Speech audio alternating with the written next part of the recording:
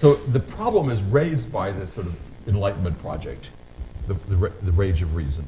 But it's one which everyone in the Enlightenment radical recognized, and which is one that Kussler as an Enlightenment man recognizes, and Rubachev as a humanist recognizes, but the regime that we're moving history forward, whatever happens, doesn't recognize this notion of individual feelings. Well, I've given you some page numbers here to look at this notion. So what you understand here then is that Rubachev is asked to understand himself as this agent of history capital H, and to bringing forward the class struggle. And until this class struggle succeeds, none of these individualistic issues matter.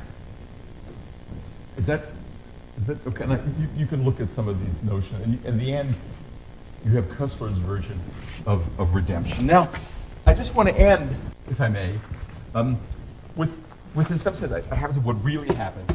If Kussler based his view on Bukharin, Nikolai Bukharin, who was the most famous of the figures in the show trial. He's most famous because he was actually maybe one of the most famous of the revolutionaries.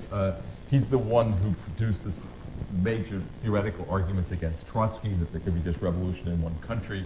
And he was a major figure. He's like one of the founding fathers.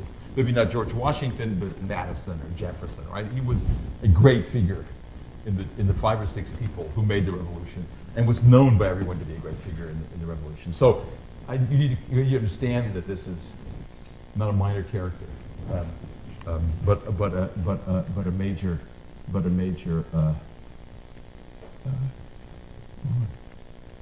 Here he is. This is Nikolai Bukharin in Happier Times in 1924. So Bukharin has a sort of different end. He too understands that what he did not do what he was accused of doing. That is to say, he did not plot counter-revolution. He didn't do any of the things he was accused of doing. Just like Rubachev understands that he didn't do any of the things that he was accused of doing. But let me read you what he did think that he had done. That he had done.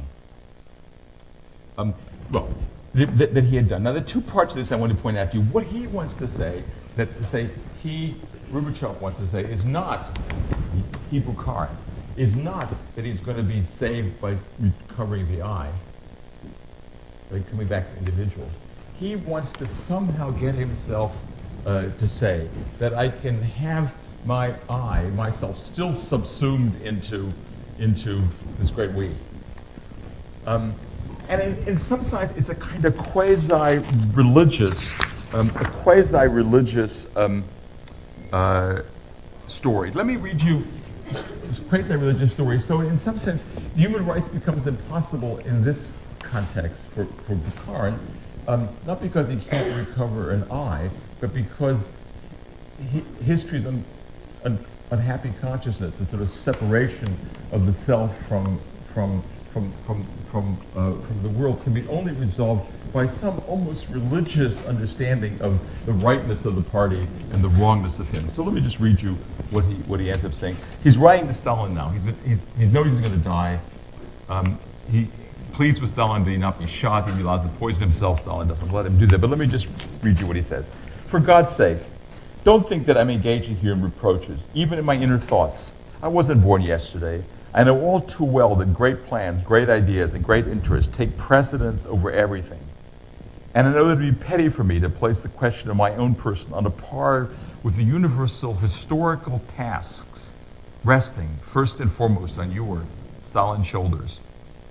But here it is that I feel my strongest agony and find myself facing my chief agonizing paradox.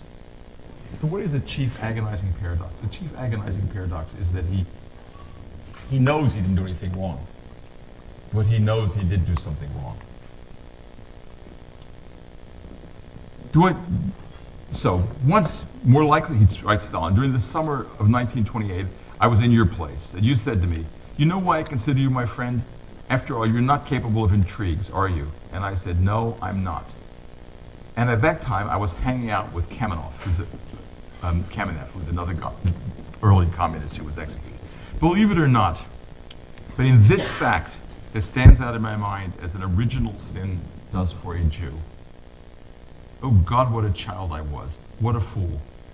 And now I am paying for this with my honor and my life. For this, forgive me, Koba. So in other words, the notion, it's heartbreaking. It's just an amazing idea that what he senses that even though he hasn't sinned, he felt he sinned. He sinned by hanging out with someone who would become objecting to one of the claims of this regime. So in that sense, he's like a Calvinist, like a reformer, like religious people who feel, even if I don't do anything wrong, I've done something wrong, because I'm basically wrong. And the wrongness is, in this case, that you're wrong on the great side of history. You're objectively wrong, even if you're subjectively right. And your objective wrong is this wrong of being unwilling to place yourself, to subsume yourself in this great course of history as represented by one person, in this case, Stalin. So that's that version, the proletariat version when gone off the abyss of an anti-human rights regime. So the next time, some of you got this in the movie, the next time you're going to get an anti-human rights regime where there's a different kind of oneness. The oneness of the folk under Hitler.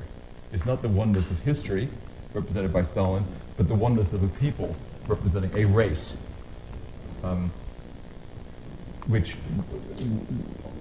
has exclusive claims to what we take to be sentiments and humanity. So I'll see you next time for another Grim lecture.